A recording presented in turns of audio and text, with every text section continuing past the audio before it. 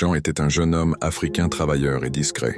Il venait d'un milieu modeste, mais il nourrissait de grands rêves. Lorsqu'il épousa Aïcha, il croyait avoir trouvé une compagne de vie, quelqu'un avec qui partager les difficultés comme les réussites. Au début du mariage, tout semblait normal. Jean faisait de petits boulots, se levait tôt et rentrait tard, avec l'espoir de bâtir un avenir meilleur. Aïcha, elle, rêvait d'une vie de luxe.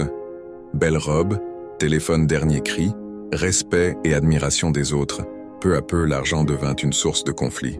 Les revenus de Jean ne suffisaient pas à satisfaire les attentes de sa femme. Aïcha changea alors de comportement. Les paroles tendres furent remplacées par des reproches constants. « Tu n'es pas un vrai homme », lui répétait-elle. « Regarde les maris des autres femmes. Eux, au moins, réussissent. » Jean subissait des humiliations quotidiennes. Elle le rabaissait devant les voisins et parfois même devant la famille. Elle lui refusait le respect, l'affection et la paix du foyer. Les coups n'existaient pas, mais les mots faisaient plus mal que des blessures visibles.